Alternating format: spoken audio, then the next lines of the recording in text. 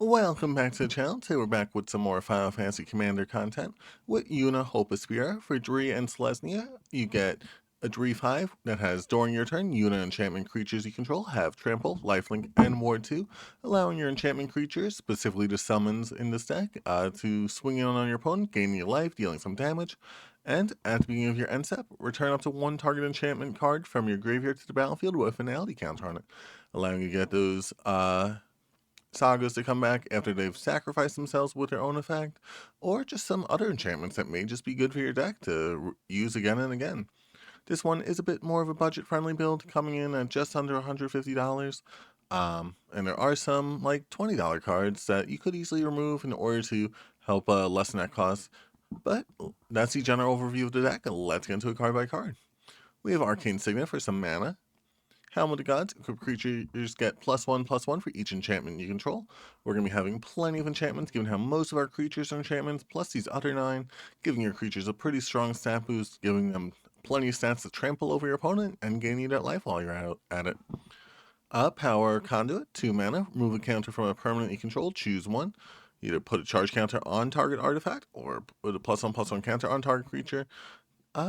The main part that we really care about is the removing counters from your creatures.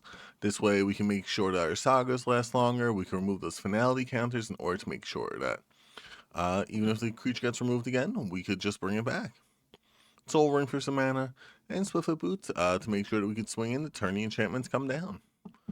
Next up, then for the creatures, we have Alseid of Life's Bounty, a 1/1 for 1. So lifelink, sacrifice this target creature or enchantment you control, gains protection from the color of your choice until end of turn. It's also an enchantment creature itself, so it has trample, not like it matters, but a little bit of lifelink and ward 2 in order to make sure it can't just get removed before it could help protect something, in order to make sure your other big enchantment creatures could swing in for a little bit of damage. Arcana of Sun's Grace. Flying, lifelink, Pegasus creatures you control have lifelink, which is just going to be a Pegasi that this creates. Whenever an enchantment enters the battlefield under your control, create 2/2 Pegasus with flying. So we have flying, lifelink, trample, ward 2, more lifelink, double lifelink doesn't do anything. Crystal Fragments, equip creatures +1/+1, exile as equipment, return to the battlefield, transform as a saga creature, which has forgery, prevent all damage that would be dealt to creatures you control this turn. Since we have the trample, we have the lifelink, we're going to want to swing in with our creatures. This helps make it even easier to swing in with those creatures, making it so that they won't get removed when they swing in for that damage. And then you can tap all creatures your opponent controls once you get to the third lore counter on it. That'll make it even easier to swing in. We don't even need to trample at that point. Following that up, we have Destiny Spinner. Creatures and enchantment spells you control can't be countered. Basically the same thing in this deck, because most creature spells are enchantment spells, but it is nice to make sure to get on the board, and we still have that ward ability in order to make sure that they can't be targeted once they're on the battlefield as easily either. And 4 mana, target land becomes XX elemental creature token with trample haste, where X is the number of enchantments you control, and it's also still land, so still able to be used like that, but it could be a big creature with that trample there for you. Won't be a enchantment, so you still won't get the lifelink and all that though. Elan of Blossoms. Whenever this or another enchantment enters battlefield under your control, draw a card. You're having plenty of enchantments enter, so you're going to get plenty of draw power off that while we're at it. Esper Origins, a new card here. Surreal 2, gain 2 life. This spell was cast from your graveyard. Exile, put it into the battlefield, transformed under its owner's control with a finality counter on it. Once again, we can remove that finality counter with Power Conduit in order to make sure that we don't have to worry about that. And we cast from our graveyard with the flashback cost. This spell was cast from your graveyard. Okay, so Yuna's ability doesn't work on it there. But then its other side is reveal the top card of your library. If it's a permanent card, put it into your hand. Most of our spells are permanent, so that'll be quite a bit. Add 2 green mana. A little bit of ramp's always nice. Or other creatures control get +2/+2 and trample till on the turn, allowing us to do even more damage with our other enchantment creatures. Garnet, Princess of Alexandria, lifelink. Whenever she attacks, you may remove a lore counter from each of any number of sagas you control, allowing us to make sure sagas can last a little bit longer. And for each lore counter removed this way, put a +1/+1 counter onto Garnet, making her a big creature as well. She's not an enchantment, so she doesn't get to trample, but that lifelink still gets you a bunch of life. Jukai Naturalist, lifelink, enchantment spells cost 1 less to cast. Also enchantment himself, so you have 2/2 with trample. It could be damage over those tokens. Life Link he already has, and he has a Ward 2 in order to make sure they can't get rid of your cost reducer. Super helpful there. Karametra, God of Harvest. Indestructible as long as your devotion to green and white is less than 7. It isn't a creature. But whenever you cast a creature spell, you may search your library for forests or plains, put it onto the battlefield tapped, then shuffle. That's not a basic land, forest, or plain, so that could be one of your dual lands. And it's also an enchantment itself with 6/7 as its stat line, allowing you that Ward 2, the lifelink to trample. It's just an overall good creature here for the stack.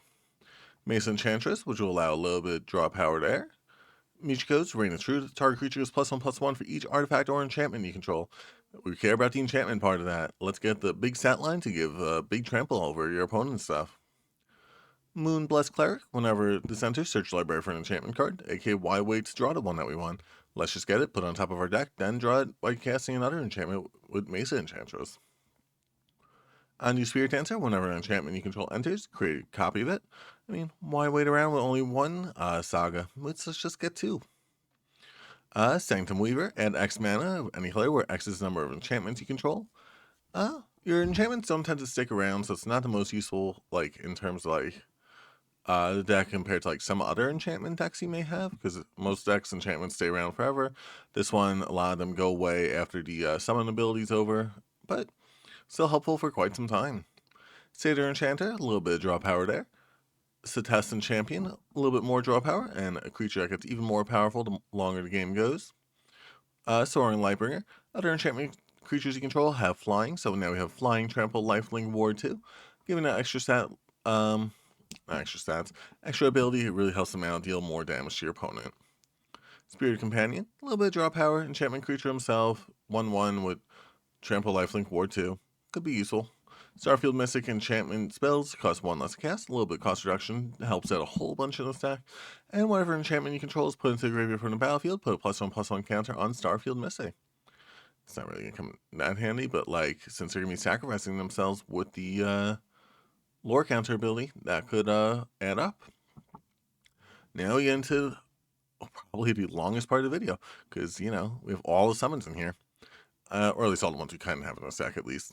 Summon Bahamut, 9 mana for 9/9 with flying.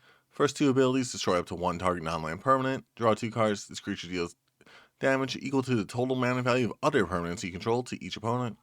So if we kept reviving our other enchantments, that could be quite a bit of damage to each opponent, not just target opponent. Summon Chocomog, +1/+0 to all of our creatures, allowing us the extra stat line in order to swing in even harder on our opponents with that Trample Lifelink. There's also a 10/9 if Chocomog's on the board.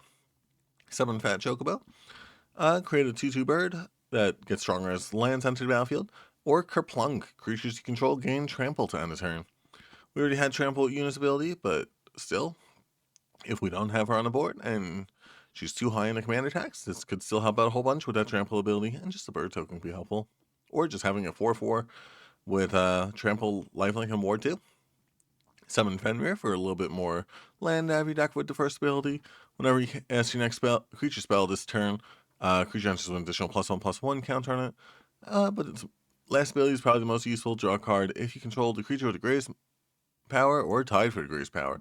Then yeah, if you have Summon Bahamut, it's going to be rare someone has more than 9 power on the board.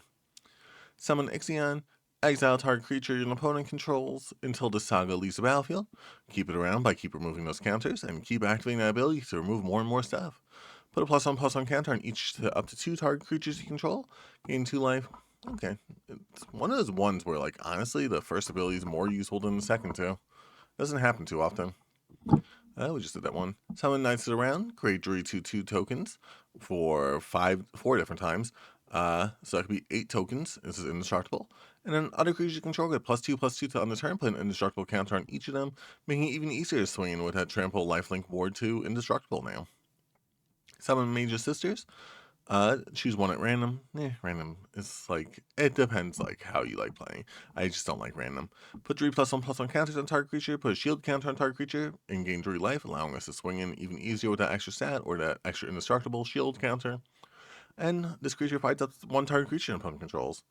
This is like one where I feel like it would just be really good to just have it in order, but it's not. Following that, we have Summon Primal Garuda. This creature deals 4 damage to target tapped creature and opponent controls. That could be quite a good piece of removal there. Or another target creature control gets +1/+0 and flying till end of turn. An extra ability allowing us to fly over with that trample lifelink. Summon Titan, mill 5, but they'll allow stuff in our graveyard to revive there with Yuna's ability. Turn all land cards from your graveyard to the battlefield tapped. Once again, a little bit of ramp helps out a whole bunch in the stack. And until end of turn, another target creature you control gains trample and +X/+X, where X is the number of lands you control. So if we milled 5 lands, that's +5/+5. Well, +10/+10, including its own S and cost. Summon Yojimbo, exile target artifact, enchantment, or tapped creature and opponent controls. Okay. Until your next turn, creatures can attack you unless your controller pays 2 for each of those creatures, slowing our opponent down quite a bit because no one wants to pay that 2. They'll just wait the 2 extra turns, then we'll remove the counter from it and just make it happen again and again. Set this Harvest Hand. Whenever we cast an enchantment spell, gain a life, draw a card, a little bit of draw power, helps out. And then Weaver of Harmony. Other enchantment creatures get +1/+1, and copy target activated ability you control from an enchantment source. So it does count our saga abilities because it does also get your triggered abilities off that. So, yeah, good abilities there. On to the next part of the deck, we have Ancestral Mask. Enchant creatures +2/+2 for each other enchantment. I didn't bother counting how many we have in the creature section, but at least 9 in the enchantment section, and I think like 20 total. So it could be +40/+40. Enchantress Princess, a little bit more draw power there. Ethereal Armor, an extra stab boost, plus the first strike, so first strike trample ward 2. Don't need to worry about them getting removed from combat. Henrod's Transformation, an enchantment that'll basically remove one of your opponent's cards, especially their commander. Because it doesn't put it back in the command zone, because it just transforms into an elk. Sigil and MP Drone, whenever you cast an enchantment spell, get a 4/4 Angel. This is out, especially when we don't have like too many creatures on the board. Something with flying could help protect us for a little bit longer. Spira Safety, it's another enchantment that you definitely want to keep bringing back, because we don't want to get swung on. Starfield of Nyx, at the beginning of upkeep, you may return target enchantment card from your graveyard to the battlefield, so you do during your upkeep and during your end step, potentially. And as long as you control 5 or more enchantments, each other non-aura enchantment you control is a creature in addition to its other types and has base power and toughness equal to its mana value. So 5/5 so they all become flying trample lifelink. It is $20, but I think it's worth it in this set. Sterling Grove, other enchantments have Shroud, meaning they can't be targets to spells or abilities. But still, that means that we can't remove the counters with Power Conduit, but I think the not being able to be target is helpful there. You also sacrifice this when you do need to use that in order to get a card out of your library. And then Wild Growth, for a little bit of ramp there by making it's an enchantment, so get our enchantment thing off while also getting our ramp off. And then, oops, sorry about that. There we go. For our instance, we have Beast Within, Generous Gift, Path to Exile, Stroke of Midnight, and Source of Plowshares are all just different forms of removal in the deck. Heroic Intervention and Restoration Magic are just ways to protect our stuff. Sometimes it is more useful to, I've noticed, to actually give your opponent stuff indestructible. You can only do it with the first 2 abilities, but the last one has to be permanent so you control. But it is all of them, so super helpful there. And then for some recursion, we have Brilliant Restoration and Readjust Fate in the sorcery section. Austere Command, where is it? Damning Verdict as our board wipes there. And, Open the Vault is also our recursion. And for some ramp, we have Cultivate, Nature's Lore, and Rampant Growth. And then we have Clash of Icons in order to get those lore counters off them, to get those abilities again and again. What did we miss? Oh, Krufix Insight, reveals top 6, put 3 enchantments. You tend to hit 3. You have a lot of enchantments in this deck, getting all your creatures into your hand. But yeah, that's the deck. Hope you liked it. If you liked the video, make sure you like, comment, subscribe so you can stay tuned for future videos. And if there's a deck you want to see a commander featured of, leave it down there in the comment section so that we have an idea of what we want to build next. Thanks for watching.